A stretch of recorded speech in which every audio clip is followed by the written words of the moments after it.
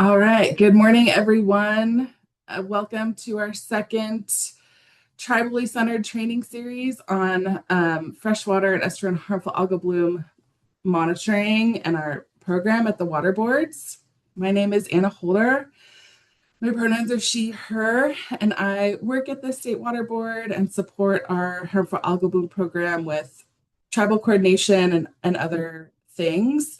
And I'm going to be your MC, your facilitator today as best as I can. And I think we'll just dive right in. We're not assuming that anyone here has attended the first training series that we held about a month ago that kind of gave an overview of our harmful algal bloom program at the State Water Board and our tribal and other monitoring networks that we're aware of in the state of California.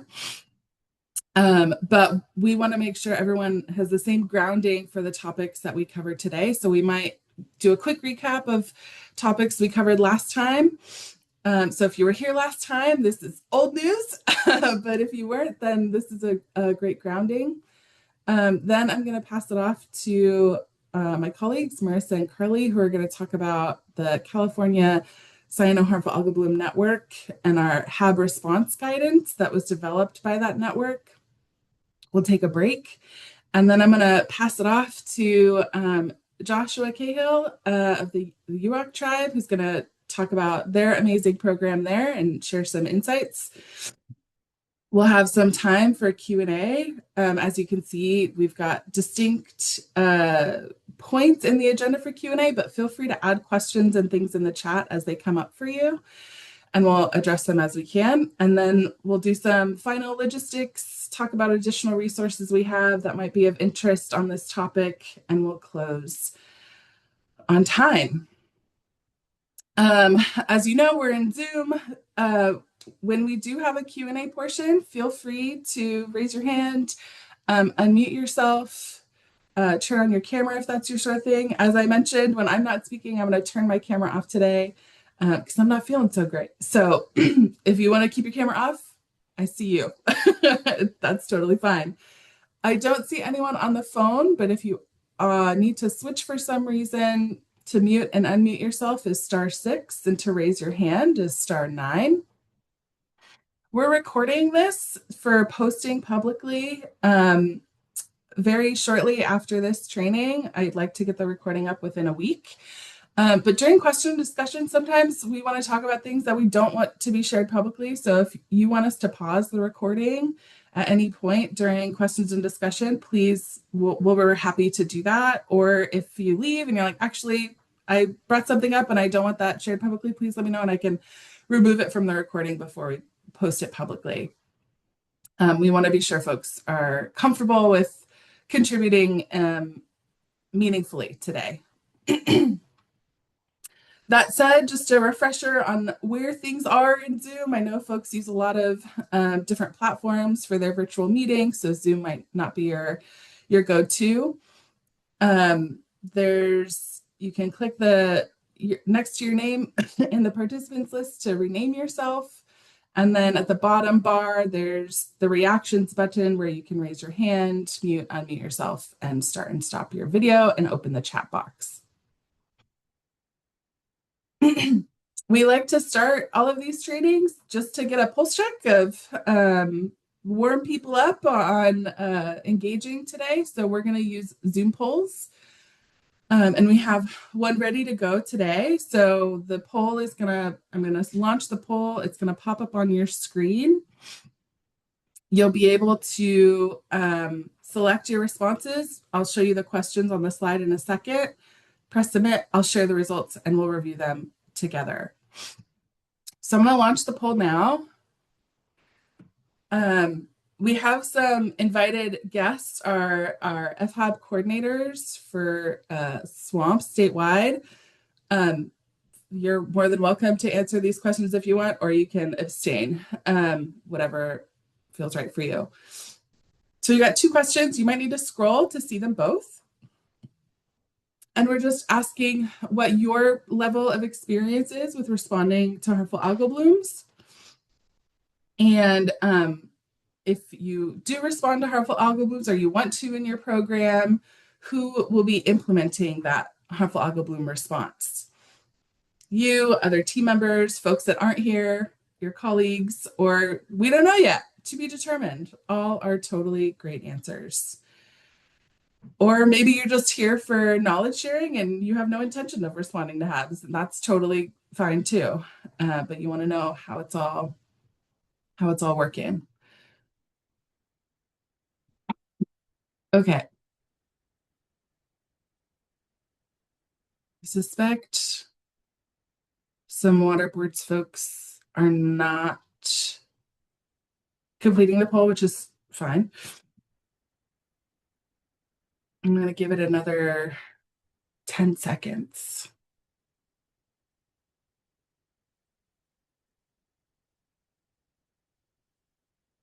So far, we've got 17 folks that have participated in the poll, which feels about right.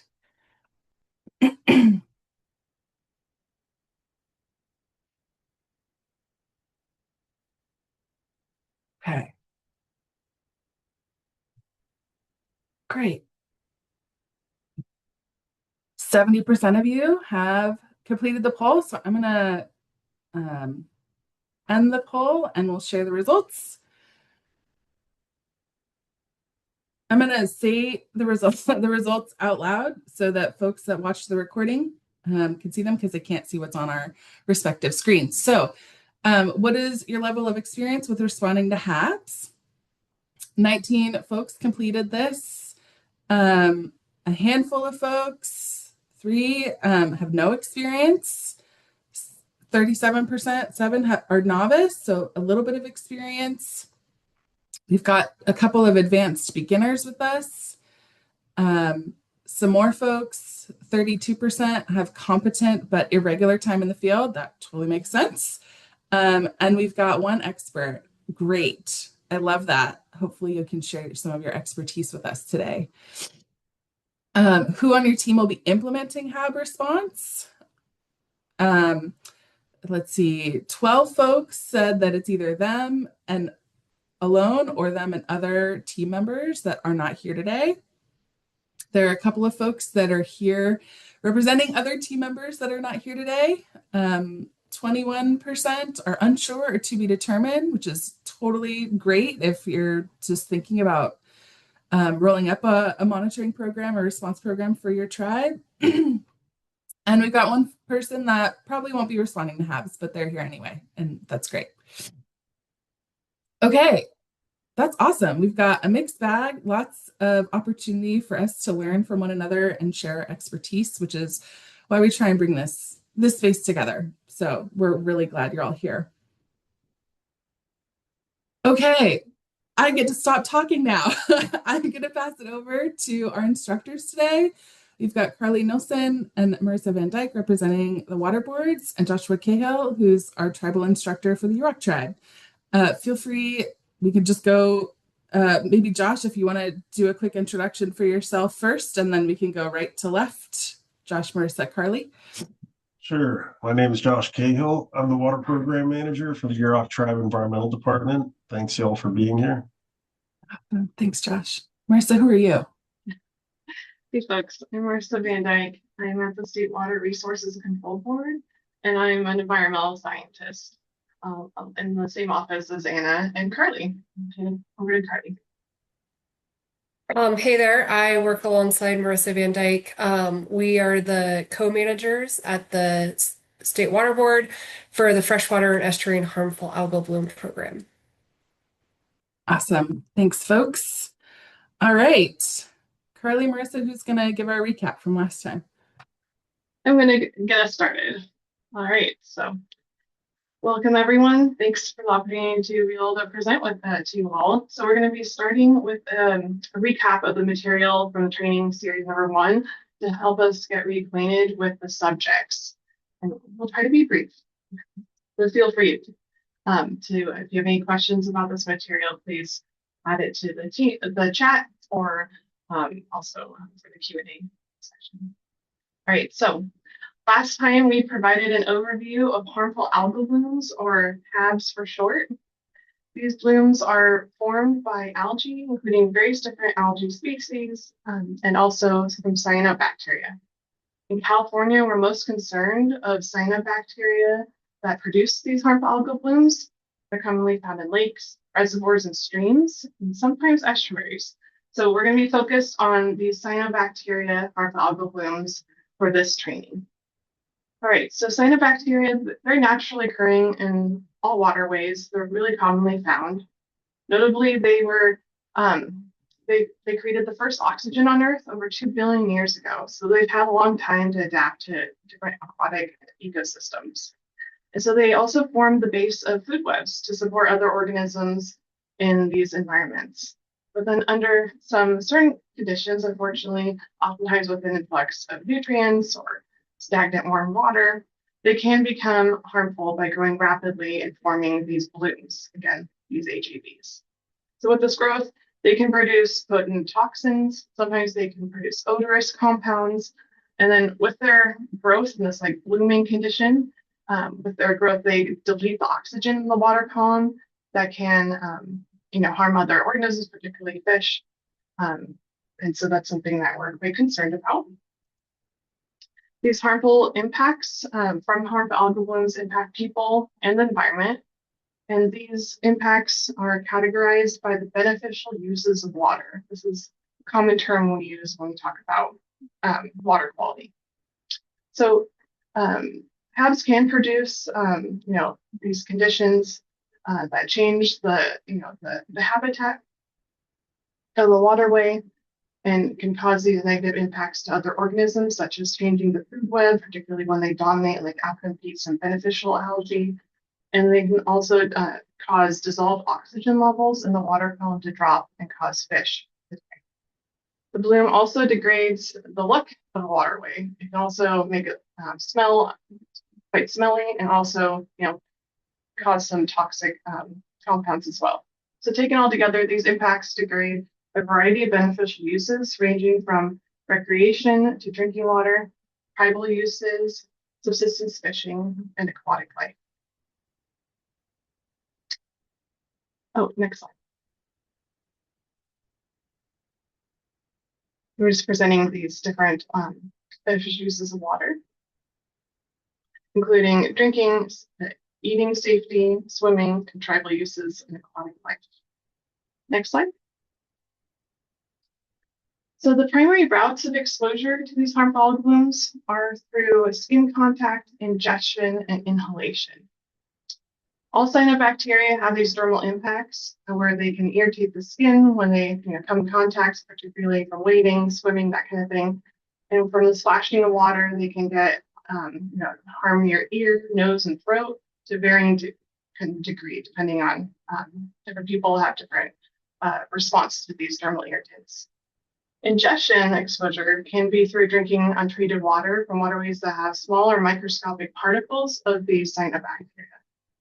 There's also cases of intentionally ingesting HAB materials, like the nuts that can form from these blooms. This is common with dogs and livestock, where they're actually drawn to the mats by the smell and actually willingly eat this material and unfortunately get exposed that way. And then during water recreation, we're most concerned with the accidental ingestion of water by children when they're playing in the water, splashing water, often in their face, getting some of it in their mouth. And also when swimming, we sometimes accidentally also drink some of that water. So those are the common exposures through ingestion that we're concerned about. And the last exposure is through inhalation. And this is something that's still under research to better understand the human health impacts, particularly from folks that live nearby waterways that are impacted by HABs, and also from the exposure from the spray that goes in your face. So altogether, from these exposures, they can produce very different kinds of symptoms. So most commonly we see gastrointestinal distress as something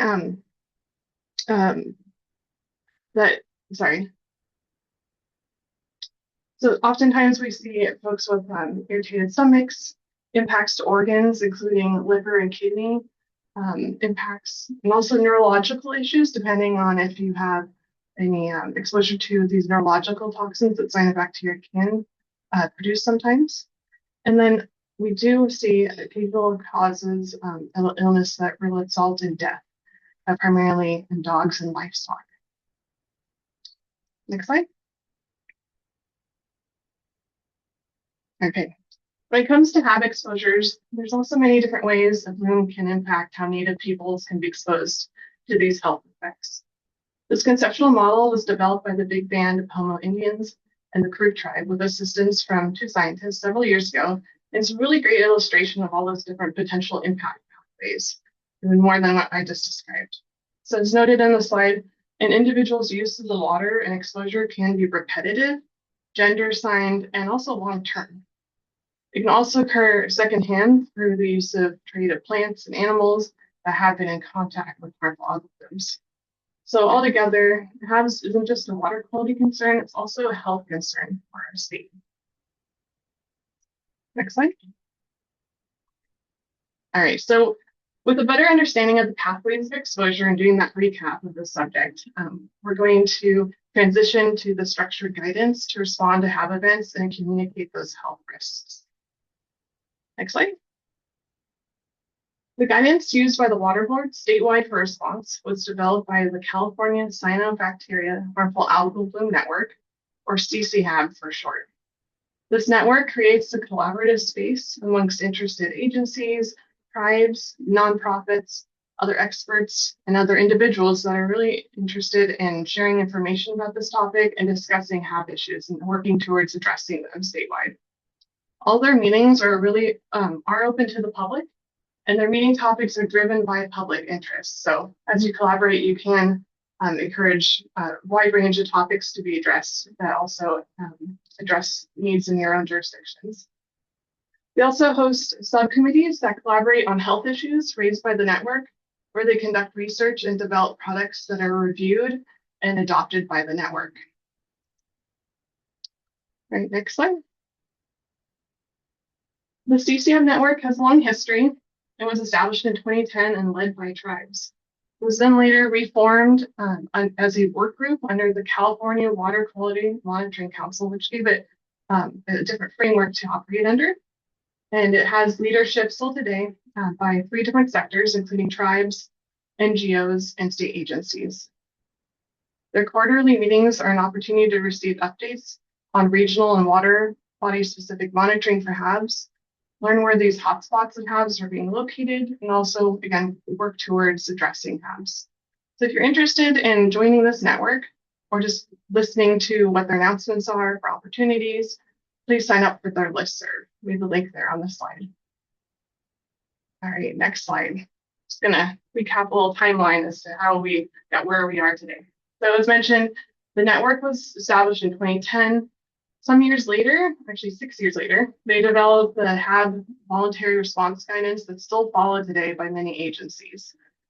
And then in 2019, there's an Assembly Bill 834 that was passed, which dedicated resources to the current freshwater and estuarine harmful algal bloom program in California, which we also call FHAB for short. You're going to hear that a lot today.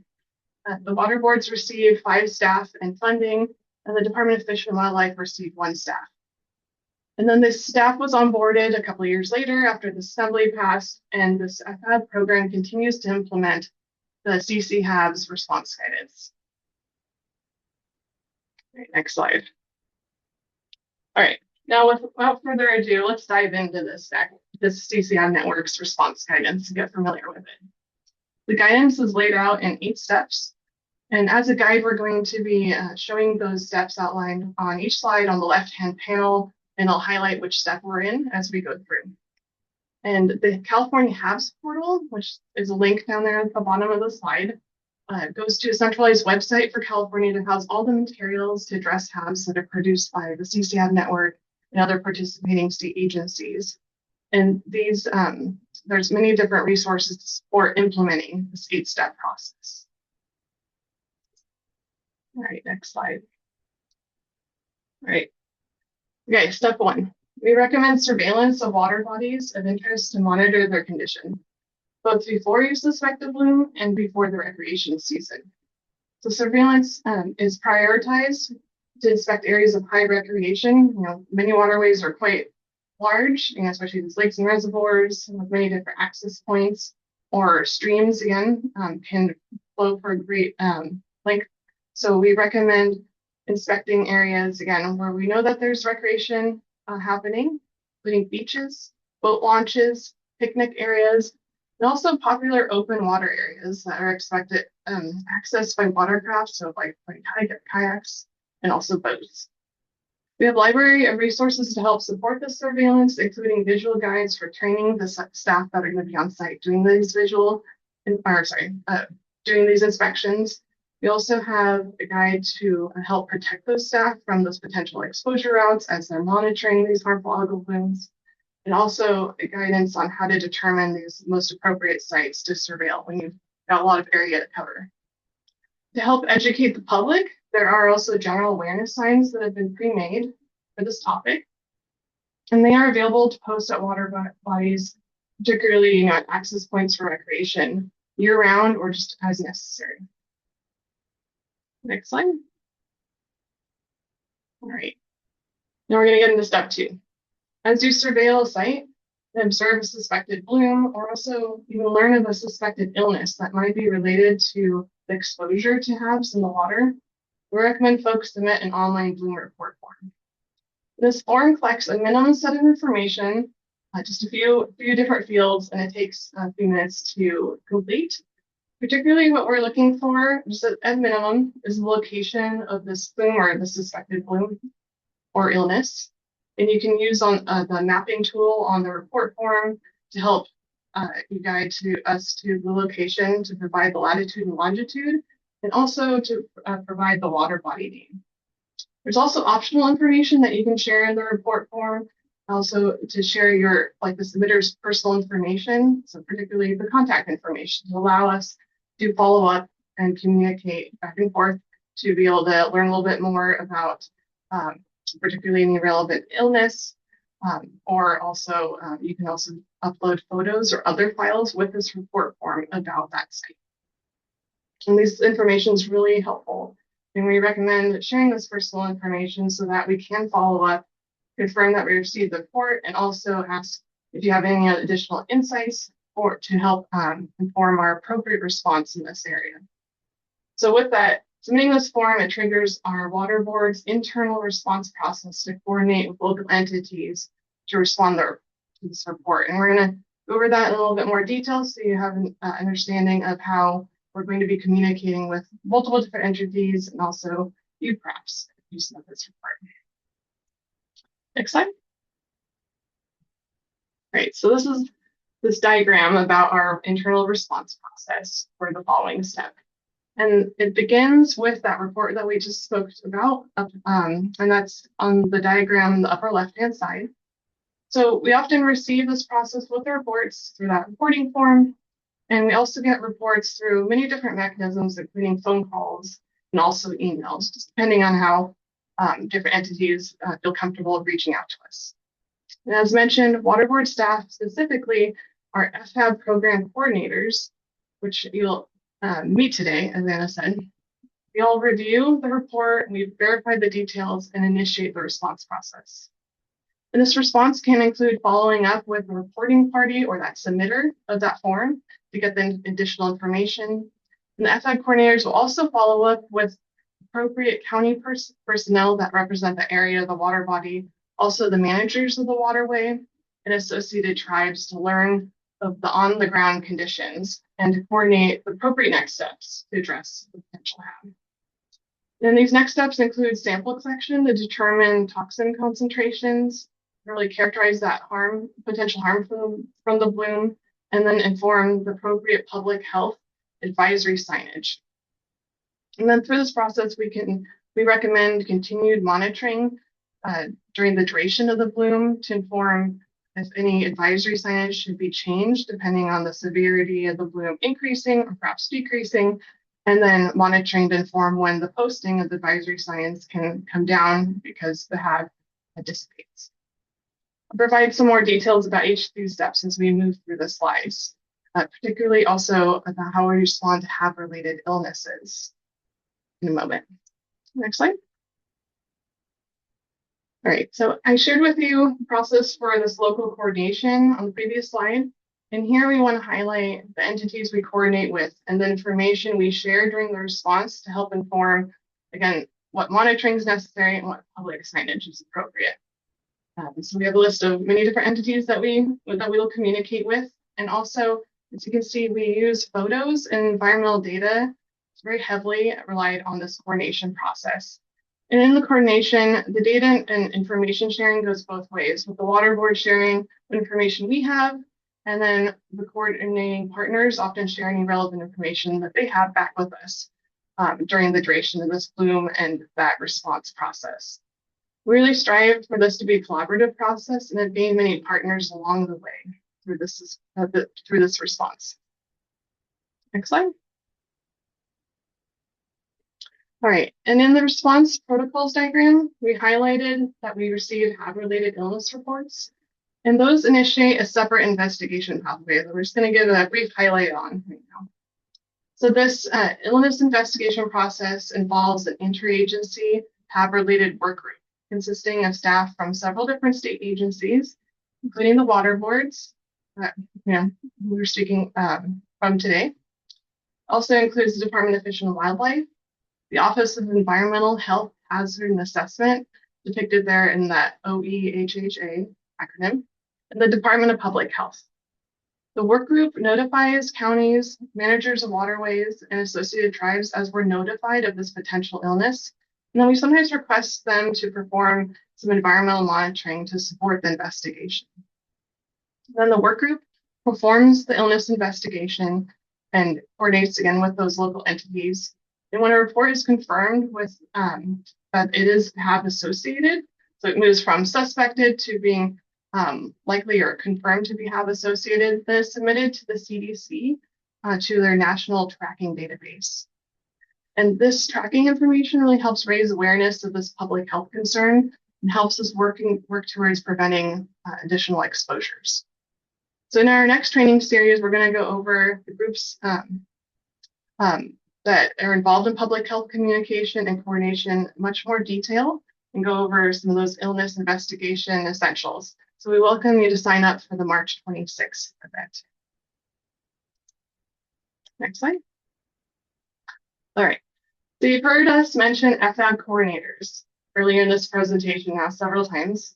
And within this FHAB program, Carly and I are the managers. We're located at the State Water Board in Sacramento, kind of like that blue area that's denoted here on this map. As you know, California is a massive state, so we rely heavily on the regional water boards to assist in HAB response. And we're lucky today to have our FHAB coordinators from each of the regional boards present. And these folks have the role of coordinating that local HAB response. You'll see that some of the names listed here are in green on the slide. This highlights the staff that are funded through the FHAB program.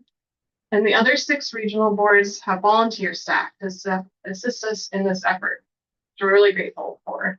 And though they're volunteer, this can create some challenges when there's competing priorities. So thank you all for being here. We'd like to take a few minutes to have each of them introduce themselves so you have an opportunity to get to know the FHAB coordinators for your area. I'm going to facilitate these introductions. So as we go through from regions 1 through 9, each of the FHAB coordinators, please turn on your video, unmute yourself, and provide your brief introduction. So we're going to start with the north, up in the north with the North Coast Regional Water Board. So Mike, please go ahead and start the introductions. Hey, good morning, everybody. My name is Mike Thomas. I was formerly the FHAB coordinator for the North Coast region, but have passed the torch now to Kathy. So I'll let Kathy go ahead and introduce herself. Okay. Hi, everybody. My name is Kathy Davila. I am an environmental scientist here I'm the FHAB lead at the North Coast Regional Water Quality Control Board.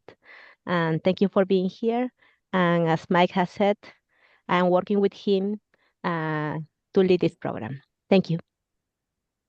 Yeah, thanks, Kathy. And yeah, just a quick note, we're partnering with about 13 tribes in the North Coast region and always looking for more partnerships. And our goal is to listen and work with the tribes to establish or expand their programs to include not only reactive, but proactive monitoring. So please reach out with any questions. Thanks, Marissa. Thanks for your introductions. All right, we're going to move to Regional Water Board 2, or the San Francisco region, with Christina.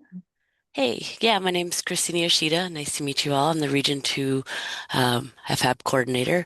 We do have limited resources, so I'm always looking for new partners to work with and respond to HABs. And so I don't think we've worked with any tribes yet in our region with HABs, so I'm welcome to it. I'm excited to work with new folks, so nice to meet you. Thanks, Christina. We're going to move to Regional Water Board 3, or the Central Coast region. Melissa, go ahead. Hi, yeah, thanks. I'm Melissa Doherty. I work with the Central Coast Regional Water Quality Control Board. And as Marissa mentioned, we don't have a full-time position at our office, so I work in a volunteer capacity here. So similar to what Christina said, we're not actively working with tribes in our region. So I'm here to learn and to hear from our tribal partners and community members about what your highest priorities for HABs monitoring may be and how we can coordinate with the statewide program, the FHAB program, and to best support those needs. So thanks for having us. Thanks, Melissa. We're going to go to Regional Water Board 4, or the Los Angeles region. Emily, here with us. Hi, good morning. Emily Duncan. I'm also one of the volunteer coordinators and always looking to partner with other folks in the region. If we have tribes that are interested in partnering, that would always be welcome. And yeah, I think we do our best to respond to the blooms. Thank you, Emily. Mm-hmm. All right, so we're going to move to the Regional Board number 5, or the Central Valley region. Dina, go ahead. Hi, my name is Dana Schultz. I'm at the Central Valley Water Board, or Region 5, and we partnered with tribes on event response and have shared sampling procedures and supplies to help get a program up and running. And we're always looking for new partnerships and would love to expand tribal connections. Thank you.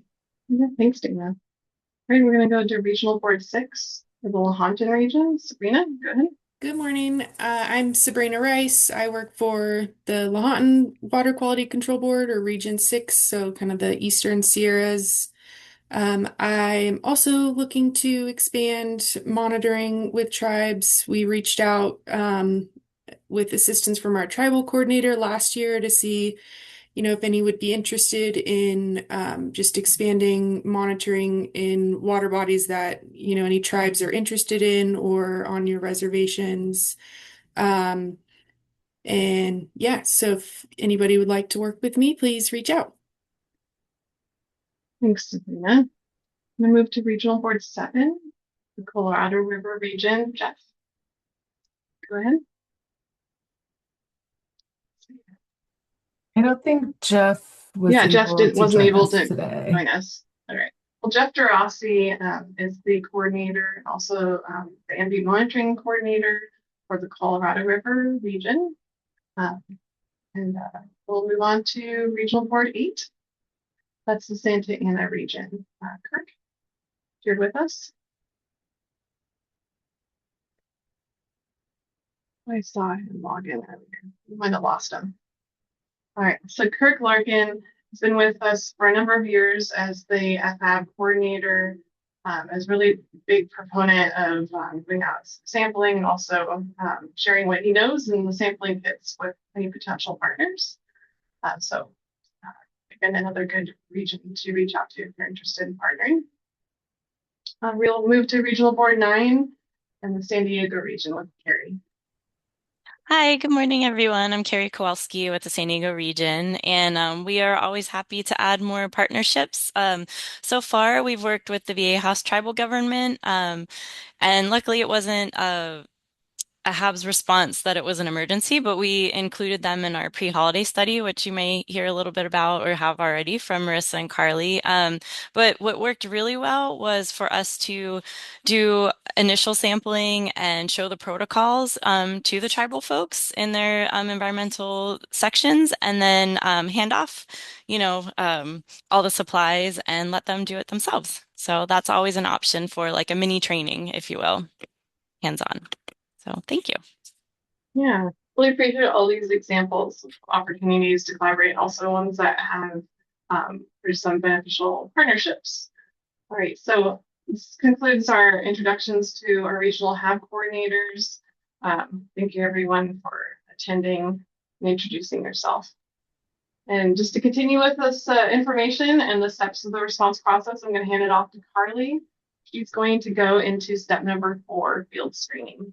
Just before we go to step number 4, I want to highlight for folks at the bottom of this slide, there's a link to the California HABs portal, and that has everyone's contact information. So if you saw a face today or a name that you want to connect with later, there's the link where you can find their email and phone number and things like that. Okay. Thanks, Anna. Take it away. Next slide, please. So I'm going to be taking it from here. And as Anna said, you can always check out the links. If you also just want to reach out to us via email directly, we will make sure you get in contact with folks. We're really accessible here with our small team, so don't hesitate to reach out to us. So Marissa just did a really great overview going over the whole interagency communication and that initial response. So with that, we have that aspect of going out and doing some of that field screening. So that's to go out and pretty much just confirm that the HAB is present. So HAB can be confirmed actually in an earlier step if photos are provided by the reporting party. And then field verification can occur and confirmation by partners during step 3 of the interagency response coordination, or it can be a field visit by your friendly FHAB coordinator that just introduced themselves. So there's multiple, Marissa kind of went over this as well. There's multiple online visual guides to help guide folks who may not be as familiar with identifying HABs in the field. We realize it isn't as easy as you'd hope it would be in some cases, so it really does take a trained eye. And all of those resources are also on our portal, as well as, once again, we're really accessible, so we welcome folks submitting photos to us via email, just if you want us to help you with some of that verification. Next step, or next slide, sorry. So just before I move on, I just want to hone in really quickly on not all HABs are the same in appearance. We kind of went over this in our last presentation, so feel free to go back and revisit that. But there's free-floating planktonic blooms that you often see in lakes and reservoirs. That's denoted by this picture on the left-hand side. They're a little more obvious to identify in the field because they're often a really terrible green color, or they look like soup or paint. And they often have a pretty aromatic smell, as Marissa mentioned earlier. But what is a little less assuming is we have also benthic HABs in our state, which are those benthic mats that are going to be on the bottom of a substrate and often on a river bottom. Although we have seen them in lakes as well. And then they're a little more challenging to screen for, as that water column often looks really clear and there's no distinct smell, and they can be easily confused with filamentous green algae. So this is why I say, please visit our visual guides. They're great tools to kind of help train your eye onto what to look for, as well as reach out to your FHAB coordinator. They're really often willing to go on site with you to kind of do some inspections and help train your eye as well. So hopefully between some of our online resources and our staff, we can help you get a better trained eye. Next slide, please. So the next step here is step 5, sampling. So this can actually happen concurrently with step 4 with the screening. So once you have identified a suspected HAB, we do recommend sampling to really characterize the bloom health risks and inform appropriate advisory signage recommendations. I'm going to go into advisory signs really heavy in a minute, so just bear with me. The CCHAB network and the water boards develop sampling procedures, and we do have differing sampling procedures for both our benthic and our planktonic HABs. Those are all located on the HAB portal. And I just want to highlight these procedures were developed specifically for protecting public health. So they're very conservative in how we want folks to sample to really characterize that worst case exposure scenario. We do offer, as our FHAB coordinators mentioned just earlier, we do offer one-on-one virtual and site trainings. Reach out to us. We really want to help onboard partners on sampling methodologies to making sure that we have consistent sample collection across the state. And we are going to go into really explicit details on all the procedures at our training series number 5 that's slated in May of this year. So please look out for that. Anna's been really great about sending out tons of email reminders. If you're not on the list, just send us a quick email and make sure you are. And in the interim, if you are really interested in diving into the weeds onto sampling procedures, we do have a wiki. There's a link to it on this slide, and has a wealth of resources, including videos about the sampling procedures, cheat sheets, and other resources, including those visual guides to help onboard you. Next slide, please. So I'm going to go into all of our advisory signage. So hang in there. There's quite a few slides on this, but based on our sampling results, we use the CCHAB network statewide voluntary guidance to determine the appropriate advisory recommendations. So these advisories include precautions for wading and swimming in water bodies, for consuming fish and shellfish tissue, and precautions for pets and livestock to prevent their exposure. All levels of the advisory signage recommend not consuming shellfish tissue. They tend to bioaccumulate pretty quick. And these advisory recommendations also include drinking water precautions when collecting water directly from a waterway. I want to specify that this is not from your drinking water faucet at your home. That's treated for these kind of toxins. But if you're out in the wild and you're trying to drink some water, I just want to highlight the cyanotoxins cannot be filtered out by backcountry filtering systems, and they are not destroyed by boiling water, which is something that folks are not really as familiar with because most bacteria can be treated by boiling. Next slide. So just to kind of colon the response guidance for both HAB types with planktonic and benthic blooms include recommended advisory postings based solely on visual monitoring. So for planktonic blooms, we talked about these steps of screening and confirming a bloom. Once the bloom is confirmed, that actually does trigger the posting for the caution advisory level. For those benthic blooms, a confirmed visual bloom, and at a minimum coverage of 15%. So it's not based once again on toxin levels, it's just based on the presence, corresponds with the posting of a toxic algae alert advisory signage. I do want to highlight that there's different tiers for advisory signage for planktonic blooms. And that's why we really recommend actually doing sampling to determine the toxin concentrations. And that's for both planktonic and benthic, because that really helps better inform the public health risk and how you communicate to the public. Next slide. So I'm going to now just focus solely on planktonic blooms and the recommended guidance for that. There's different triggers levels, as you can see from this slide, and that's based on toxin concentrations. Water samples must be collected to determine those toxin concentrations to compare to the advisory trigger levels. And there's 3 classes of toxins that we have trigger levels for, including microcystins, anatoxin A, and cylindrospermopsin. As you can see from here, the advisory severity is dependent on the toxin concentration. So, for example, danger advisory is recommended when microcystins are above that 20 micrograms per liter. And although less common, if a monitoring program collects cell density or enumeration to characterize blooms, there's also that trigger level for caution. But it's more of just quantifying abundance, right? So it's once again just that indicator that a bloom is present. So it's only going to trigger that caution advisory because it's not evaluating those toxin concentrations. And I'm going to go over each one of these advisory recommendations in the next few slides. So next slide, please. So this is the image of our caution advisory sign. This is in English, but we do have downloadable signs in both English and Spanish on the portal. And the caution advisory is our lowest advisory level. And it focuses on precautions for preventing exposure to children by keeping them away from algae and preventing exposure to dogs by recommending that they stay out of the water entirely.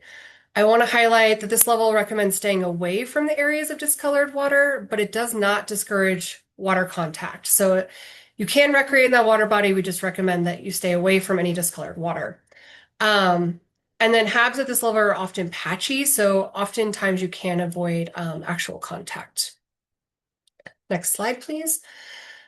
So this is an image of our warning advisory level, which is one step up from the caution. This is the biggest change to precautions because it includes no swimming by adults and children. And both this level and the caution level recommends discarding fish guts and cleaning of fillets prior to consuming. Just as a reminder, we don't recommend consuming any shellfish with any of these, the caution, warning, or danger advisory levels. Next slide. So this is our strongest advisory level. It's in red, which usually demarks pretty strong feelings. So this is for planktonic blooms once again, and it's the most protective of the advisory recommendations. So when cyanotoxin trigger levels are exceeded for this danger advisory, the precautions include staying out of the water entirely, even by boating activities and no swimming. So if the folks are on the water and water splashing up, they still can have that water contact. And at this level, you're looking at like a waterway that is pretty much almost an entire lake-wide bloom, heavy scum, thick material. It's really unpleasant to be around. It also recommends not consuming fish tissue at all.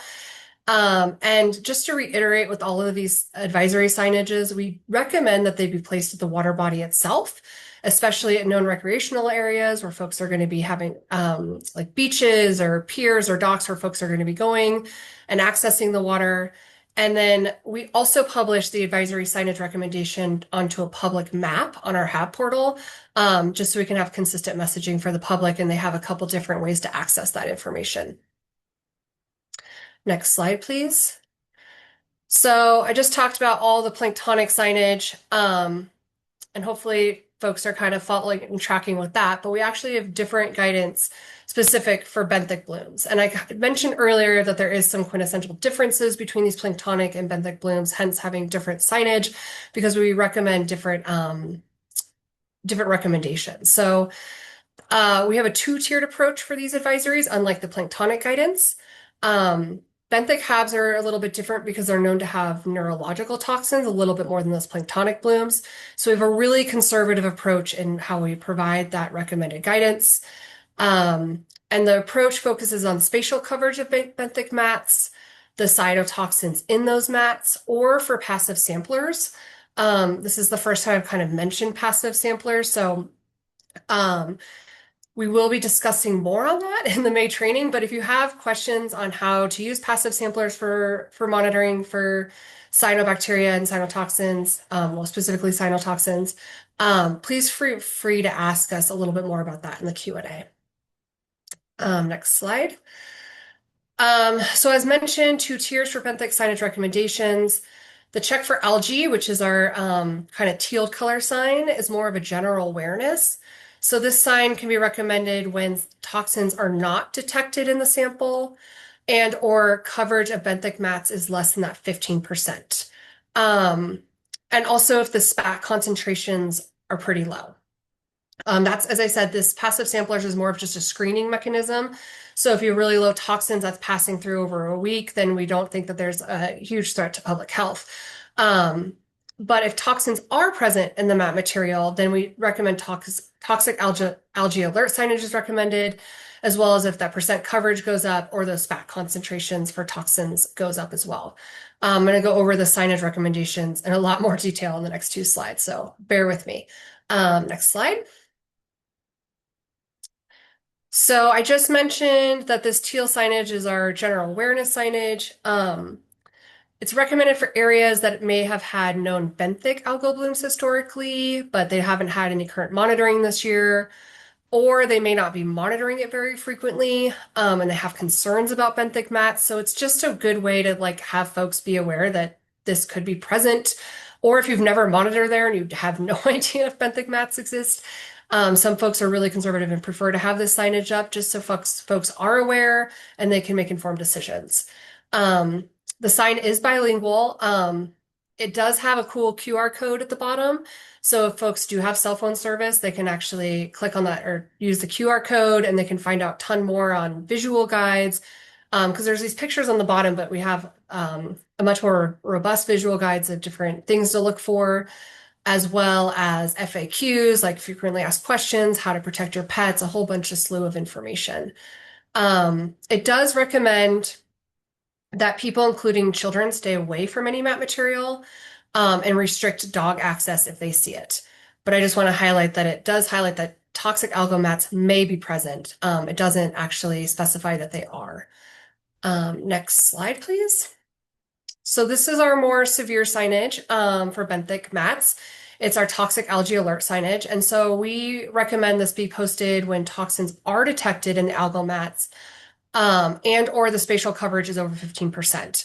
And the reason for this is that our sampling methodology for benthic mats has sort of a grab bag approach. So some folks aren't actually collecting samples for toxin analyses, they're just doing spatial coverage. So you can, this can trigger a toxic algae alert signage if the spatial coverage is over 15%, even if that toxin data wasn't collected, or if any toxins are detected independent of that spatial coverage, we recommend this toxic algae alert. It has the same recommendations as the general awareness benthic sign, but you may note that it's a little more explicit in stating that toxic algal mats are present in this water body.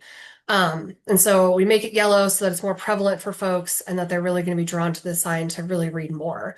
And next slide.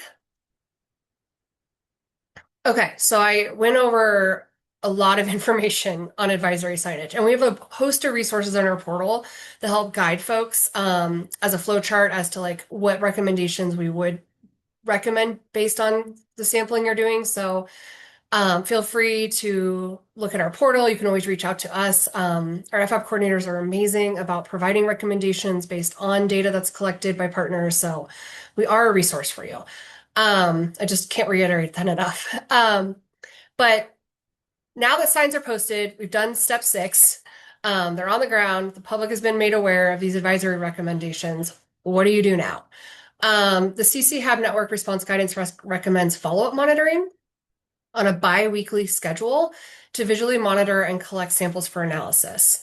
The reason we recommend bi-weekly is it can be sometimes cost prohibitive or staff prohibitive to sample every week, but extending that beyond the bi-weekly, especially if you're sending samples into a lab for analyses, that usually has like a 5 to 7 day turnaround. So if you're waiting too long, then you're really not getting the current conditions to keep the public best informed. As well as HABs can really change rapidly. They're kind of fickle, so they may not be producing toxins one week and suddenly they are producing toxins the next, or even with those benthic HABs, you may have a little bit of benthic mat coverage and you come back in a couple weeks and suddenly 75% of that stream bottom has some pretty hefty mat coverage. So it can change pretty significantly in a short amount of time. And so we just really recommend, going out and surveilling and sampling biweekly so you can keep appropriate signage updated. I do want to highlight that this step is more challenging to actually implement, as our response guidance is voluntary, so there is no dedicated funding to support water body managers and counties, especially with going out and doing this follow-up monitoring. So oftentimes they do the initial step to inform that first initial signage recommendation, and that sign might languish out in the field for the rest of the field season, which is a little unfortunate for everyone. Next slide, please. So assuming folks have the resources and we get to step 7, step 8 is our last step.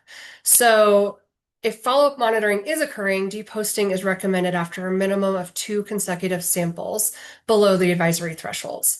So why 2 samples, you might ask? Well, although the cyanobacteria may not be visible in the waterway anymore, the toxins can still stay prevalent in the water, or they can stay, the cyanobacteria can be washed up on shore. for multiple weeks or even after the bloom has died off. For those benthic blooms, especially too, like there can be a lot of slouging of the mat material, and it can be put on shore, which is actually still available for children and dogs to have access to, even though you don't actually see benthic mats on that substrate. So that's what we recommend for deposting, but it's really great because once you have those 2 consecutive samples, then you can take that signage down and the public then knows it's totally safe to recreate. We also follow with the same recommendations on our FHAB web map to be consistent.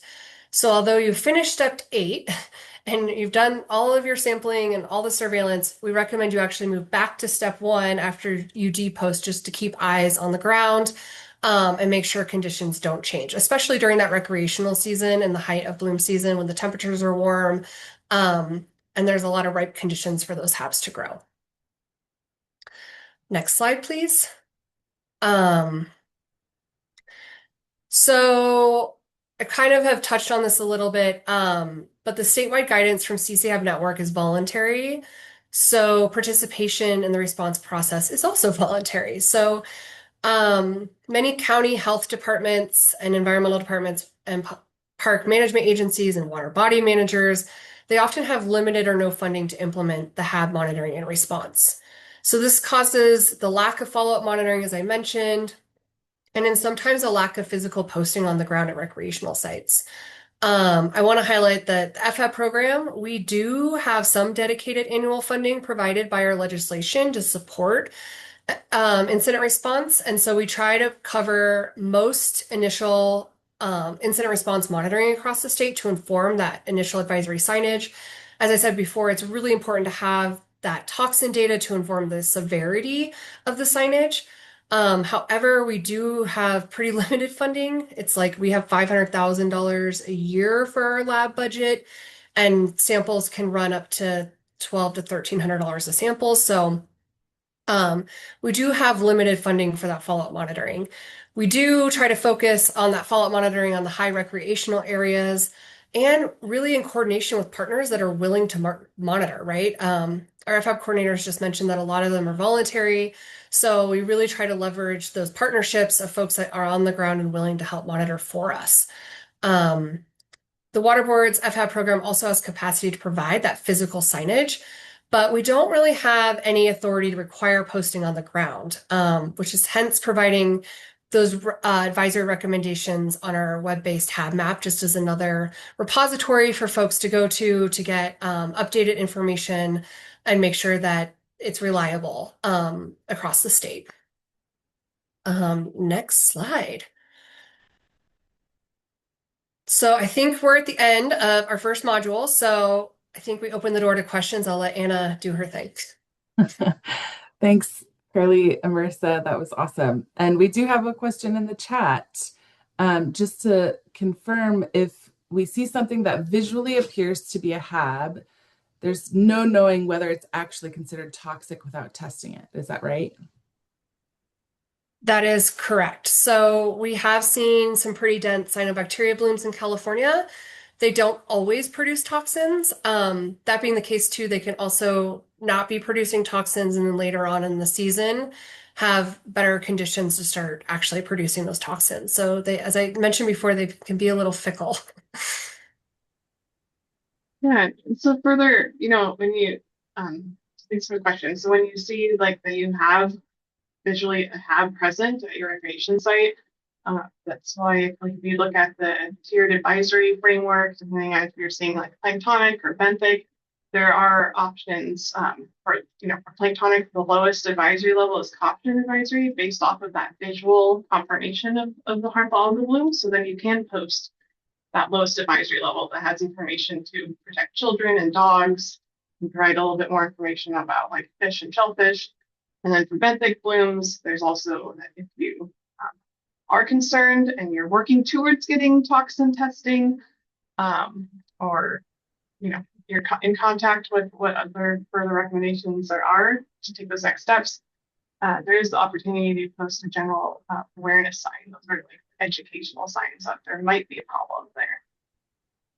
And I'll just underscore, I know both Carly and Marissa have said this a couple of times, but there's a lot that goes into the sampling process, and it really varies. Like how you choose to monitor can really depend on your resources, both people and finances and things like that. And so in the May training, we're going to talk about the different sampling options that we have according to resource and capacity limitations. So visual monitoring is awesome for that general awareness first step, but there might be more that you can do, and we'll talk about resources and things like that that people can tap into if you want to kickstart monitoring to understand the toxins more specifically.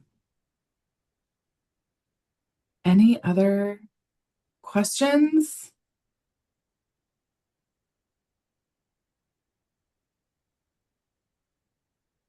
Okay. Well, feel free to add them in the chat, and we can circle back to them at the end of the day or at the end of the our final questions and discussion section. With that, we're running early, so why don't we come back at maybe 10:15? I'll change the slide, and we'll move on to our next section. See y'all in 15 minutes.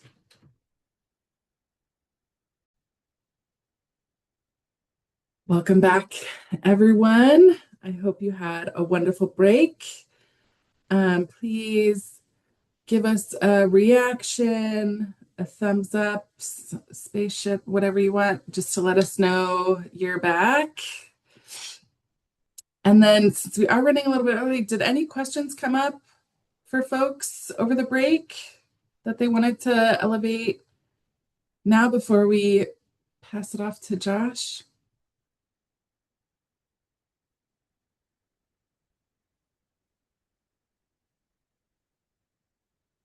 Okay. Yeah, we went over a lot of material in the first half of today, so it totally makes sense that things might not be coming up for folks yet, but we're not done yet. The star of the show today is our partner, Joshua Cahill at the Yurok tribe. And I think, yeah, I'll stop sharing, and Josh, you can take it away. We're excited to hear from you. Thanks, y'all. Let me share my screen here. You know, if you can see it. That's not what I want, is it? Yeah, that's what I want. It's coming up. And then we got a question in the chat. Well, can you remind us of where to get the slides? You bet you I can. We'll send them out to you directly, and since you registered with your email address, as soon as the recording's available, and they'll be posted on our website, and I'll talk about that more on that before we close today. Okay. Take it away, Josh. Are you seeing the presenter mode? It looks just the way we practiced before. It looks great. Yeah. Okay, cool. Well, hello, everyone. Thanks for showing interest and checking out what we've got to say. My name is Josh Cahill. I'm the Water Program Manager for the Yurok Tribe Environmental Department. These days, I'm stuck in the office pretty much 100% of the time. So I've brought some of my field staff in the office here to participate in the discussion period at the end. I'm just going to let them introduce themselves real quick because they're the ones that are actually doing the work. I'm Megan Burbrick. I'm an environmental specialist for the Yurok tribe. Hi, I'm Maddie Urquhart. I'm the water program coordinator here. I'm Danny Juarez. I'm an environmental specialist. I'm Kat Major. I'm also an environmental specialist. Hey, my name's Julian Palmisano, water specialist here. Hi, I'm Thatcher. I'm a core member here serving my time with the Yurok tribe. All right, so before we get started, I have a couple of disclaimers that I'm going to throw out there. First is that I am not a Yurok tribal member, but I was entrusted by my director and tribal council to convey the story. And another disclaimer is I just finished throwing these together yesterday, and we've done some shared presentations with Karuk DNR. So some of these slides we got permission from the Karuk tribe to incorporate into this presentation as well. And I think my last disclaimer that I'd like to share is that I won't do a presentation about Yurok water quality sampling without talking about the Yurok tribe a little bit. So you're going to get a little bit of Yurok tribe history and culture in this presentation as well.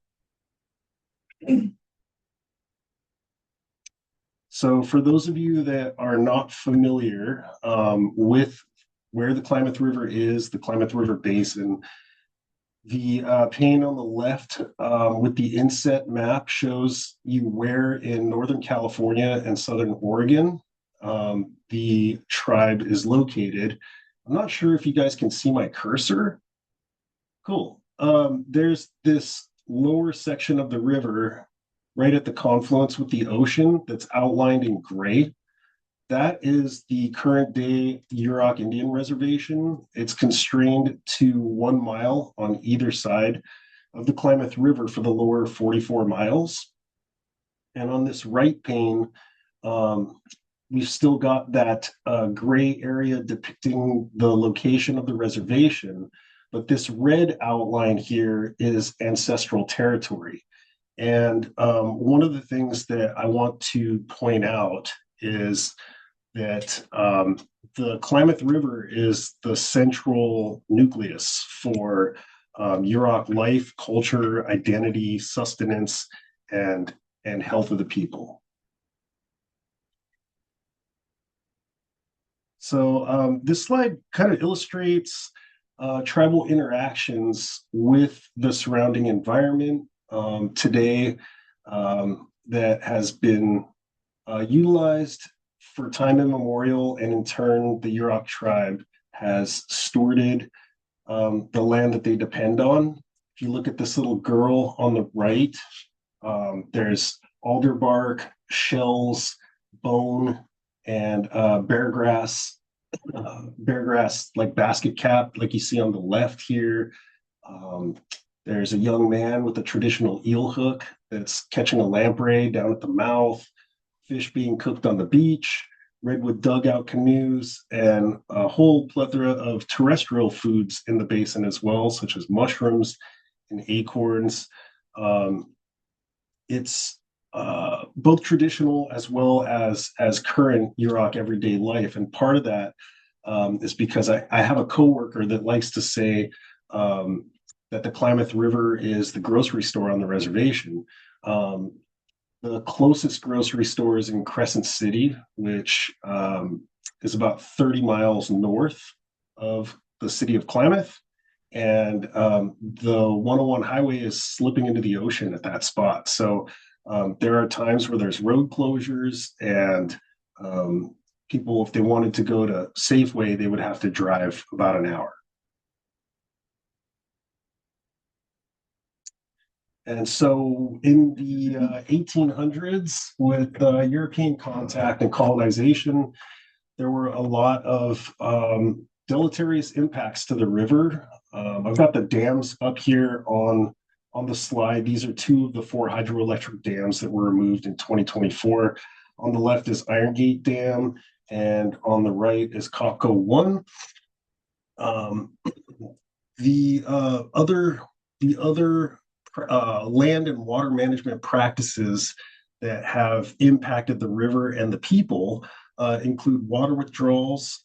The dams being built cause a shift in temperature and hydrograph regimes, which is terrible for the entire ecosystem. And these dams actually created or cut off, rather, roughly 250 miles of prime salmon habitat spawning areas. And also you can see that we've got these giant reservoirs. So it increased contact time for, residency time of water in the river, and created these really warm zones that are really conducive for harmful algal blooms. I'd also like to mention that the Klamath River is listed on the EPA 303B list of impaired waters, and these dams did help to make that happen, I guess. So what really served as the catalyst for the water program in the Yurok Tribe Environmental Department was this 2002 fish kill. So a year before, in 2001, it was during a period of prolonged drought, and there's specific rules for ESA and tribal use that there's a certain minimum flow that needs to come down the Klamath River, and especially during times for fish passage. And in 2001, the water curtailments for agricultural withdrawals were enforced. And when I say enforced, it was enforced with federal law enforcement, because people were trying to break locks and valves to get water to their fields and to their animals. And in 2002, it was another drought year, but the Bureau of Reclamation did not want to fight that battle again. So they allowed the water withdrawals, and the result was a major fish kill. The most conservative estimate that I know of was about 34,000 adult salmon that died on their way trying to make it to their spawning ground. I think Yurok Fisheries actually estimated about double that, somewhere around 70,000. And it's really important to note that in the Yurok and Karuk tribes, there's nothing in their oral history of anything like this happening before. So like I said, that kind of served as the catalyst for the creation of the water program in the environmental department, or I shouldn't say creation, let me back up. It served as the catalyst to really bolster the water program and really beef up our monitoring capabilities. So rather than like read this word for word, I'm just going to state that our mission statement is basically to protect the water resources on the Klamath River and ancestral territory for the persistence of Yurok culture, for Yurok people, so that the Yurok culture can persist into the future. And the photo on the right is near the top of the reservation. That is the confluence of the Trinity and Klamath Rivers. The Trinity is the largest tributary to the lower Klamath River. And this photo was taken right after a Rain on Fire event in 2022, where there was a massive landslide upriver on the Klamath. And a lot of that is due in part to unstable geology and poor historic timber management practices. And along with the Yurok Tribe's water program really ramping up effort after the 2022 fish kill, there's the Tribal Water Quality Consortium on the Klamath River was formed. So these are the 5 tribes from the mid and the lower Klamath. It includes the Yurok Tribe, Karuk Tribe, the Hoopa Valley Tribe, Puligla, which was formerly Rezagini, and the Quartz Valley Tribe, which I saw Tuck and Eli from Quartz Valley on the call, giving you guys a shout out. And I would encourage all of you to check out the website if you're interested. There's a link in the slide. There's kind of a repository of documents of tribally led science. It's a lot of great stuff on a lot of different topics regarding water quality. So a lot of the focus of our monitoring effort revolves around real-time data with sound stations. So between Karuk and Yurok territory, that's roughly 190 to 200 miles of river. And that river changes quite a bit in those miles. We have some stations that require special transportation, like jet boats, to get to. You can kind of see that there's some different deployment methodologies between these sites. The bottom two photos are Karuk technicians for Karuk DNR, and we've got 25 years of records for mostly for the analytes that are listed there: temperature, conductivity, dissolved oxygen, pH, and more recently turbidity. And I included the photo of me in the left top, a younger, thinner me, just to show the frustration and hard work it takes to make sure that continuous data comes in.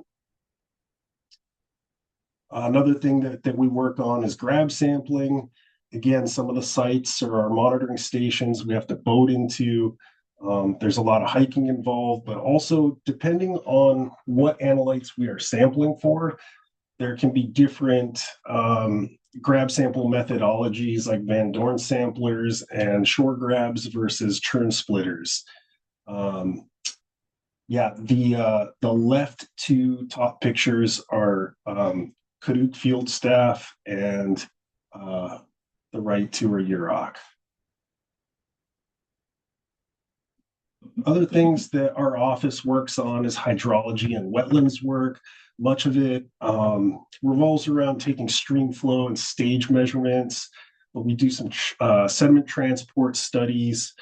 And with the wetlands, we're trying to do some restoration, a lot of inventory and assessment, and biological monitoring. Up on the top, you can see we've got a former WSP Corps member that's vacuuming an eDNA sample, and photo next to it, we're doing an invertebrate drift study. And in the last 3 to 4 years, our office has identified specific taxa of benthic macroinvertebrates that help to determine drought resilience in streams. So that's kind of an exciting part of our work. And then I didn't make a slide for our regulatory stuff because that's the boring stuff that I'm usually stuck doing. Usually the regulatory stuff revolves around non-point source pollution. All right, so let's talk some algae business. Question, what are FHABs? I like to say that FHABs are a false acronym. It stands for freshwater harmful algal blooms, when in fact, we're more worried, at least the Yurok tribe is more worried with cyanobacterial blooms, not true algae blooms. So if you guys remember from your science classes or Marissa and Carly's talk earlier, cyanobacteria is a really ancient form of life. They're nitrogen fixing. So nitrogen to phosphorus ratios can become really important. When those fall below 15 to 1, that could be a trigger for a cyanobacterial bloom. And as we all know, they produce toxins, cyanotoxins, which are a hepatotoxin, which can cause and build up in your liver and cause liver damage. So there are different nutrient enrichments that could proliferate or cause a bloom. There's the nitrogen phosphorus ratios, which I was talking about. The hydrodynamics, meaning the turbulence and vertical mixing of the water column. Typically slower, calmer, less mixed water, nutrient enriched water is where they'll proliferate. Water residence, we talked about those reservoirs, how the residence time increases, and really subjects that water to higher temperatures and irradiance. I think that's all I want to say on that one. All right, so we've got some examples of some common cyanobacterias that you might find in the Klamath River, at least in the lower Klamath River. On the right, that's Formidium. Bottom right corner is Microcoleus. That one's mainly found in riffles. We've got some Anabina in the center there, that snotty looking stuff. And we've got nostoc on the left. So I just threw a bunch of examples of different genre, both benthic and planktonic forms of cyanobacteria and some toxins that they may produce to show that many genera can produce the same toxin, and also just one genre can produce multiple toxins. So it gets confusing really quick. And to complicate matters more, the presence of the species doesn't necessarily mean that the toxins will be present. And that's another point that Marissa and Carly had mentioned before. You know, the list of symptoms from these toxins sounds like a TV commercial medication. You know, there's rash, irritation, conjunctivitis, nausea, vomiting, diarrhea, liver damage, tingling, numbness, paralysis, and death. Mortality has been recorded in a number of animals, including humans, and deaths have been included in both high single dose exposures and as well as long-term exposures. Let's see. Microcystin can also be found. This is kind of to drive home the point that that tribal communities have experienced more impact from environmental injustices and FHABs than recreational users. And that's that microcystin can be found in the organs and muscle of fish that feed in impaired waters. So timing for likely bloom occurrences to coincide with the annual salmon runs is pretty high. And tribal subsistent fishers have increased contact and visit impaired waters more frequently than recreational or sport users. So I love this photograph. The person in the center is one of our coworkers here, Analia Hillman. She's been a very active protester and activist. This is at one rally, and the reason that I love to show this photo, first off, is to really emphasize and underline the point that underserved communities of color are affected disproportionately by environmental pollution. And with that in mind, it's impossible to untangle the topic of social justice from environmental justice. And just to also, you know, I'm sure most or all of you are aware that the 4 hydroelectric dams came out in 2024, and that tribal activism and science brought the topic to public awareness, to litigation, and was instrumental in the dam relief movement. And I just want to zoom in on the jugs that Analia and her partner are carrying. This is water from Iron Gate Reservoir, and it's greener than the grass that they're standing on. And again, you know, tribal and cultural practitioners are going to experience greater impacts from toxic algae. So public health thresholds are set for recreational users, not for people that are on the water every day. The impacts or impairments for cultural and ceremonial use become quite evident in some of these photos.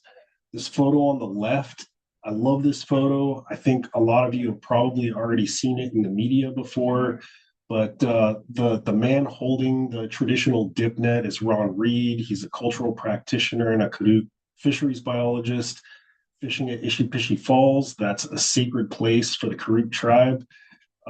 He's related to my kids. I've fished with him at that spot before. It's amazing. The picture on the right top is Shragon, which is a sacred place for the Yurok tribe. You can see the plank house there, but you can also see that pea soup green water in the background. Freshwater mussels are a traditional food source in the Mid-Klamath River. Those accumulate and bioaccumulate microcystin, especially. And I'm talking a lot about microcystin over other toxins right now because the majority of the cyanotoxins that we've experienced in the Klamath River were microcystin from the former reservoirs. I also just wanted to point out, this is something that some people may not think about. This bottom right-hand photo are willow shoots, and they're really important for basket making. I'm not a basket weaver, but I've been told that the best, straightest willow shoots are the ones collected on bars with a lot of disturbance. Bars with a lot of disturbance equals, rack that accumulates on them as water levels come down. So basket weavers will put the willow shoots in their mouths to soften them as they're weaving their baskets. So there's a lot of impacts in ceremonial use, traditional foods, and just tribal way of life. So this is just a quick map of the Yurok Reservation, again, zoomed in with our monitoring stations depicted on a map so you can kind of see the spatial distance. And part of the reason that there's this large gap is it's really tough to access, and driving, even though it's less than 60 miles, can take like 4 hours to some of these spots. So, and boating is not safe year round. Another thing is that I mentioned the Trinity River being the major tributary in the lower Klamath River. So we have stations above and below Trinity River influence. And then to higher densely populated area with a lot of not just tribal, but recreational users as well that come from Crescent City or Humboldt. So for our harmful algal bloom sampling, there's a couple of methods that we've been doing for a couple of decades. The first one is using a churn splitter. For those of you that are not familiar with the churn splitter, if you look at the photo on the left, I think this is a 16-liter container made of Teflon with a central churning disc and a spigot at the bottom. And this, we will grab a water sample from either the Thalweg or a well-mixed area of the river. And this is to catch a snapshot of what's coming downstream in the river at that moment in time. And on the right, we have a shore grab being conducted. And this is a little bit different of a methodology in that you're targeting backwater areas where benthic mats may grow and where planktonic cyanobacteria that is coming downstream a lot of times will accumulate along the shoreline there. So the shore grabs are more designed to look at what human and dog exposure may be if they're entering into the water versus the churn splitter helps to see what's coming down the water column at that moment. And recently, in 2025, the Tribal Water Quality Consortium partnered with the North Coast Regional Water Quality, got a little carried away there, the North Coast Regional Water Board, to do a pilot study with SPAT samplers, passive samplers. So SPAT stands for solid phase adsorption toxin tracking sampling. And it's essentially an embroidery ring, some adsorption resin, and some mesh to hold it together. The picture on the right is pretty similar to how we deployed our SPAT samplers. Just pounded a stake into the riverbed and zip tied a SPAT sampler. So again, this is a passive sampler that is not, you're not going to be able to quantify a concentration in the river like you can with a grab sample, but it's great for capturing a temporal trend. And another benefit is that you can detect other cyanotoxins like anatoxin A rather than just microcystin. I forgot to mention on the previous slide too, our microcystin grab samples use the EPA standard method 546 ELISA method to quantify microcystin, and the EPA Region 9 lab runs those samples for us. But back to the SPATs, since it's right in front of me, there's a tiered approach that some of this was kind of discussed in Marissa and Carly's presentation, but you deploy the SPAT and look at the levels. There's a threshold that if a threshold is broken and your visual assessment shows over 15% coverage, collecting a benthic mat sample to send in to analyze is kind of the process. So we've got 3 tiers for posting as well when we do get a positive detect in our grab samples. I just want to point out that the Yurok tribe has posting authority, not the state, on the reservation, and that since tribal life is impacted more so than recreational users, I've listed the tribal posting criteria versus the states, and you can see that it's a lot lower. And I really especially want you to pay attention to the warning and danger threshold trigger. That California's is 5 times higher than the tribes.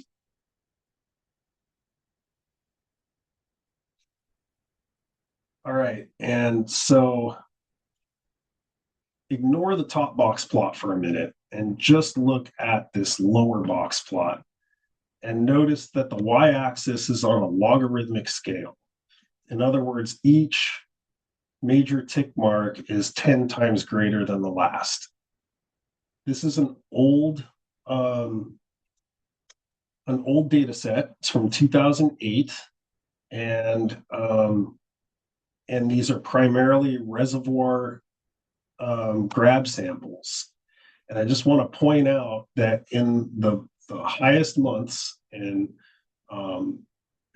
August and September, we have like some individual samples that exceeded the California health threshold by 1,000 times. And from the last slide, if you remember, California's health threshold is 5 times higher than the tribes. So this is the water that was feeding the river and feeding the mid and the lower Klamath River. And initially, Pacificor, which was the owners of the dams, denied the human health implications of the of the algae being produced in the reservoirs, and it was tribal research that showed that relationship between the algal blooms and the toxin concentrations. So the Yurok and Kaduk tribes developed public health standards and signposting criteria.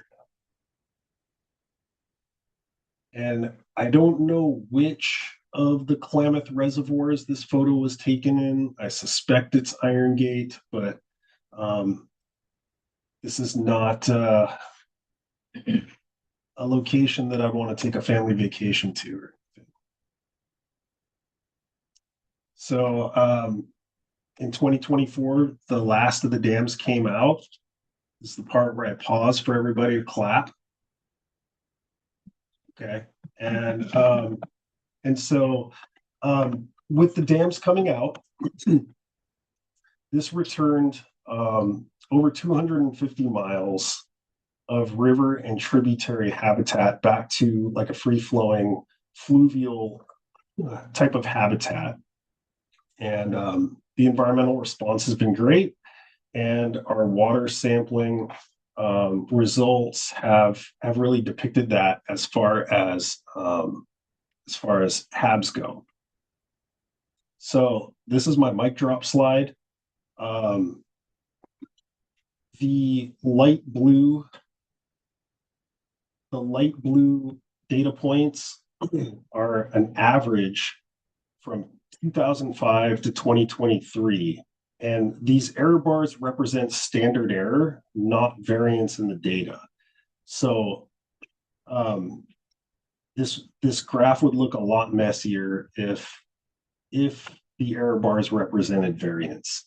So 2005 to 2023, we've got monthly averages at each station, and the dark blue is 2024, the year that the dams came out, where we got barely any detections of microcystin in the river. And since we didn't include variance in the error bars, the highest value on record within the reservation before the dams came out was 30 micrograms per liter, whereas the highest average is about 2.5. 2025, I don't know, this is kind of a boring slide, but it pretty much says the same thing as the 2024 results. You know, the reporting limit is 0.18, and we got 2 samples that were at or above at these stations that we also deployed spats at. And our spat sampling results kind of showed a similar story in that the thresholds that we're looking at when there's cause for concern is 100 nanograms per gram, and our highest detection was a little less than 30. So that's pretty much what I've got for the data, and I just wanted to throw this photo up to drive home the point that that activism works. The story behind this photo is the owners of the hydroelectric dams, or excuse me, the CEOs of the company that owned the dams. We're going to take a boat ride from the mouth of the Klamath River up to Blue Creek, which is a sacred place for Yurok people. And the community caught wind of it and formed a blockade with bullhorns, and they successfully stopped and turned around this boat of CEOs and made them go home. So just wanted to share that with you, because this is what it's all about, right? It's about the next generation learning their culture and instilling that place-based identity and protecting the environment to try to keep it as pristine as we can. And I forgot to mention earlier that that Yurok people are world renewal people. So it's not just the mission of the department, but the mission of the tribe to restore balance to the natural.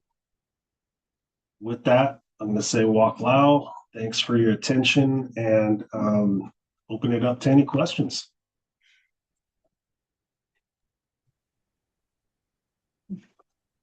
That was so great. I'm still taking it all in. And just for clarity, the graphs that you thought were boring, I thought they were great. I love a good graph. So, and there was one where you were showing the two different toxins and just flagging for folks, the y-axes had different scales. So there was one that was much smaller, antitoxin. Yeah, it went up to 7. So those points are even lower than when I thought they were on the same scale. Any questions for Josh and team? I love that your team is behind you. It was great to see people like pop in from the from the side. That was fun when you were doing kind of an imposter doing this because I don't go out into the field anymore. So if there's any hard questions, I can always just throw them under the bus. Okay. Love it. Yeah, dear, go ahead, unmute yourself. Hi, I have a question about your findings with regards to the buildup of cyanotoxin in the waterways from the dams, and if there is documentation we can use to cite as source with regards to the impacts we're experiencing on Cotto and the buildup of toxins, and now that we've started doing that in the reservoirs upstream. Yeah, if you just need reference documents, I'm going to provide Anna with a copy of these slides. There's a link to the Klamath River Tribal Consortium, Water Quality Consortium website, and there's literally hundreds of documents. And yes. I would assume that at least 25% of them are related to cyanotoxins. Fantastic, thank you. I did open up that link and go and look at it, but I didn't dig through it. Okay, fantastic. Nice. Thank you so much for sharing your work. Yeah. If you're having trouble or if you're looking for further stuff, there's the Klamath Basin Monitoring Program also has a library of documents. I usually try to send people to the Tribal Water Quality Consortium first, though. Thank you. There's some large projects being planned upstream for us. We have a very little amount of time to actually respond because that got accelerated. So I'm just trying to do my best. I appreciate all the support. For sure. I just wanted to point out real quick on this slide, I forgot to mention, these are both Klamath River pictures on the Yurok Reservation, and a couple of different types of cyanobacterias for people. This photo on the left is in the South Slough, the Klamath River estuary. You can see that there is algae present underwater, and that is not cyanobacteria.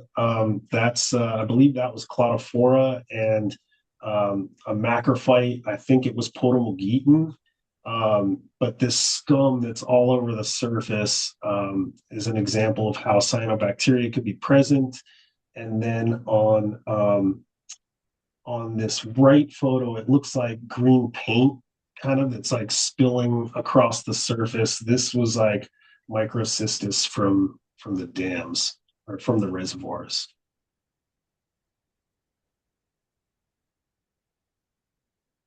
That's great. Can you go back to the slide with the different thresholds where you have the Yurok thresholds and the California threshold? Yeah, for posting. Thank you for showing this difference. This is so critical. Like, we try and talk about the importance of tribe beneficial uses from our government perspective, but hearing it from your government perspective is really powerful and helpful. And just flagging that information like this can be incorporated into the tribe beneficial uses processes that the water boards are leading across regions and to establish water quality objectives. I'm curious about, we were talking about like our response process from the state water board and regional water board perspectives, but I'm wondering, like, when you and your team get your data back and establish that a sign needs to be posted, like, what is your how do you communicate that to your communities? Like, what does that look like for you, if that's okay to That's a share? good question. So we have like the department has like a Facebook group that will post when there's an issue, and then the tribal government Facebook account posts as well. That's the main line of communication, but we'll also not just flyer areas of access to the river, but we'll flyer community places like the grocery, or not the grocery store, the gas station in town, at the schools, popular campsites that people come to and visit during fishing season, stuff like that. Great. That's super helpful. Any other questions?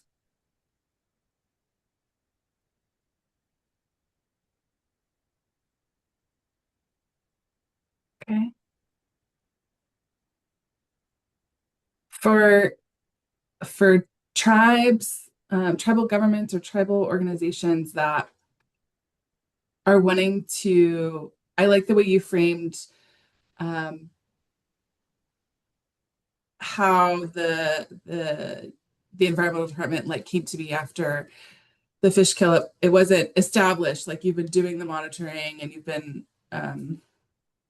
stewarding water since time immemorial, but really beefing up programs, right? What would be your advice for folks that are in a position or are trying to get themselves in a position where they too want to beef up their programs?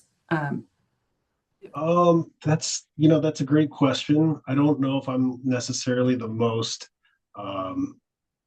qualified to answer that. The first thing that I would say is to talk to your EPA regional folks, because there's a lot of funding that tribes can access that they may not already. And the other thing that I would say is to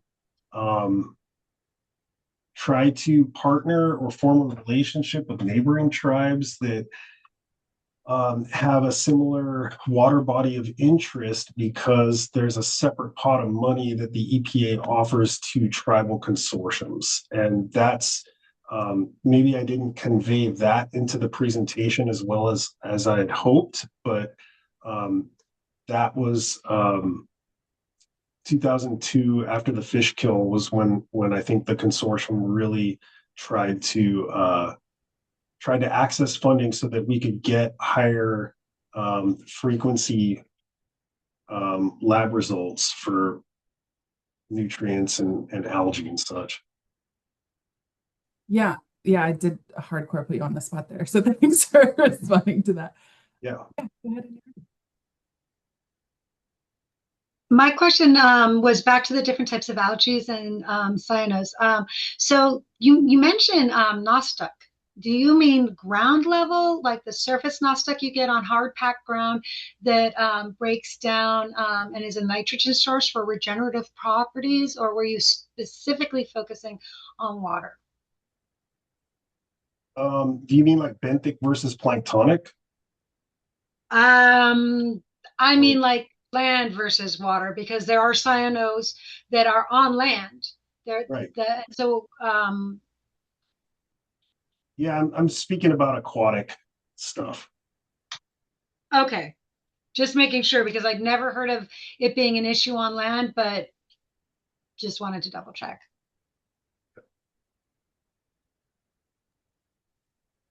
Got this really experienced field crew here if anybody has any questions for them.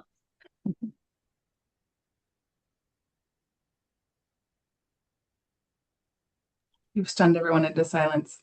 Okay. Oh, go ahead.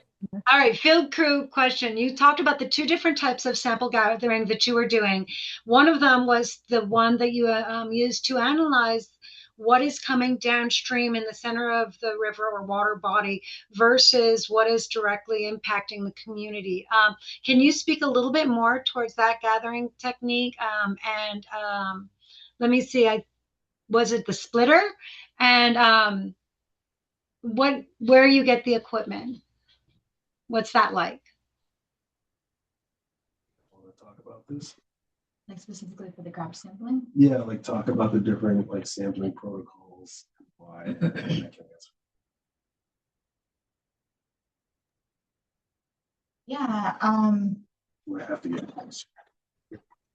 Take a chair. Okay. Putting them in the proverbial hot seat, huh? Yeah, as I mentioned before, I'm Cat Major. I'm one of the water quality specialists. Yeah, so for the churn splitter, we use that to mimic areas of high mixing within the river. So basically, if you've ever used like a salad dressing churn to prevent the ingredients in the salad dressing to separate from the oil, it's kind of like that, where we keep all of the nutrients and everything within the water suspended and well mixed, so our samples better reflect the river conditions. And then the shore grab jars, for our shore grabs, will target areas of lower mixing like eddies, and a lot of our sites are selected based on like histories of microcystin, and also areas where there are a lot of fishers, tourists with their dogs and kids. So it's kind of going back to the aspect of community health. If you need further elaboration, one of us can provide that. No, thank you. I was wondering about that, the splitter, the mixer, and how that worked. I think that's a great piece of equipment. I haven't heard about it or done that type of sampling, but I've often wondered about it. So it's something I'd like to add to my protocol. And especially since you have that dam relationship. I have that dam relationship. Yeah. Awesome. HAD, you guys got rid of yours. Congratulations. Yeah, thank you. And then I just wanted to flag something that came through my email as Josh was presenting. It caught my eye because you were talking about the Klamath Tribal Water Quality Consortium, but a new report is out from that consortium that talks about different types of monitoring. So I'm adding a link to it in the chat, and I'll also share it in the slides as well, so people have access to it. But I'm trying to add too many words and Zoom isn't liking it, so I have to get rid of some stuff. Where to get that term from? Oh, I can if you'd like to put your email into the chat too, I can send you a link of where to get the churn splitter. Fantastic. Thank you. Yes, I will.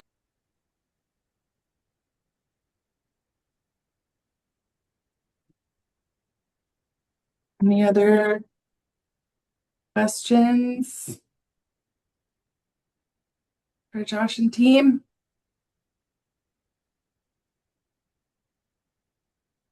Great.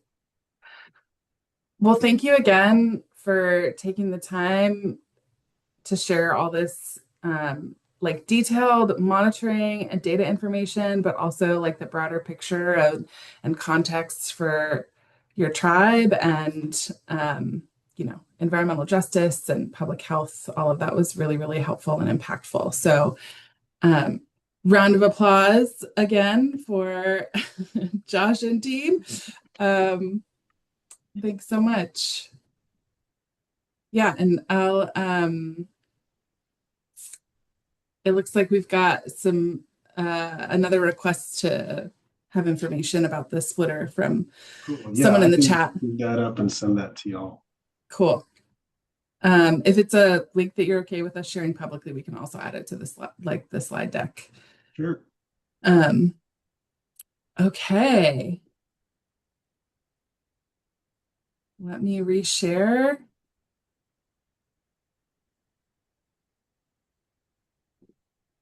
You'd think I'd be able to be faster at that. Like, we've shared our screen how many times in the last 5 years, but it's always a thing.